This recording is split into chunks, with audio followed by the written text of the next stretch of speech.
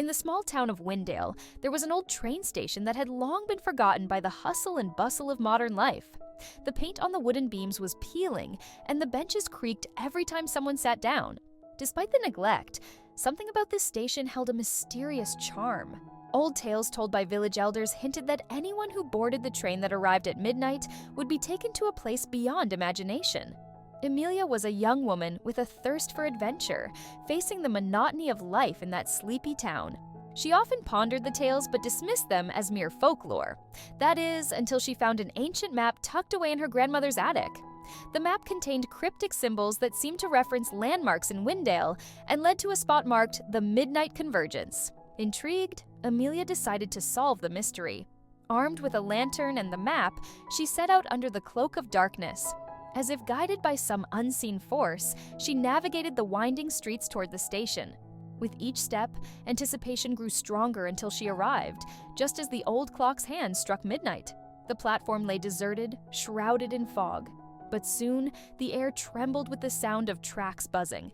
The train emerged from the mist, its majestic black engine gleaming under the moonlight. Without hesitation, Emilia boarded a carriage where she met an old man who seemed as much a part of the train as the seats themselves. "You seek the Midnight Convergence," he said, his voice echoing softly. "Many have come before you, drawn by the allure of the unknown. But remember, the journey is as much about what you leave behind as where you go." With a nod, Emilia took her seat. The train jerked forward, and landscapes unfurled like pages of a mystical book.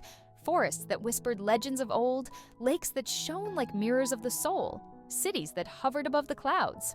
Time became a blurry concept, moments stretching and collapsing in harmony with the train's rhythmic hum. At some point, Emilia realized she was no longer on the train, but within an experience, shaped by dreams and desires.